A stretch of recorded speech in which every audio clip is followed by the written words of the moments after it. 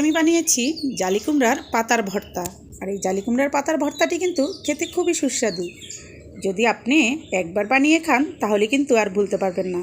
তো চলুন আমি কিভাবে এই জালি কুমড়ার পাতার ভর্তাটি বানিয়েছি দেখে নিই। প্রথমে আমি কড়াইতে দিয়ে দিয়েছি রসুন কুচি, আর রসুন কুচিটাকে আমি একটু ভেজে নিব।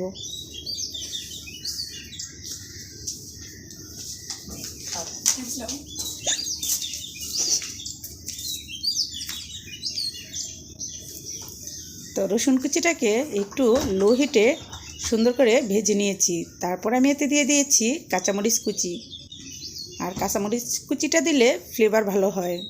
দিলাম স্বাদ মতো লবণ।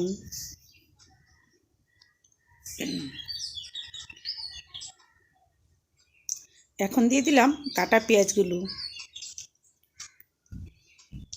আর পেঁয়াজটা দেওয়ার পরে আমি কিন্তু বেশি একটা ভাজবো না।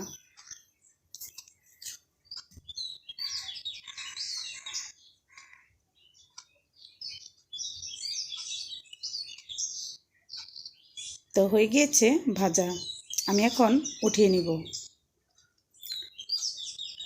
আর এদিকে আমি পাতাগুলো ভালো করে লবণ দিয়ে কুচলিয়ে ধুয়ে নিয়েছি।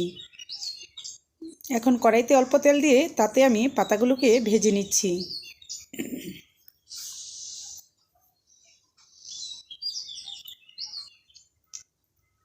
তো পাতাটা ভাজা হয়ে গিয়েছে, তো আমি এখন নামিয়ে নিব। তো কড়াইতে আমি এখন কাঁচামরিচ কিছু টেলে নিচ্ছি।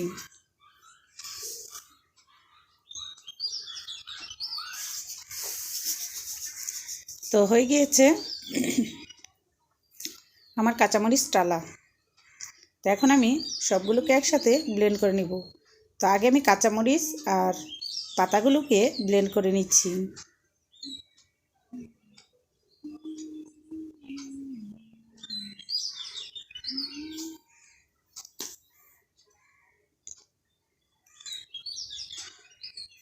তো এটা ব্লেন্ড করার পর আমি একটি প্লেটে ঢেলে নিলাম। আর এখন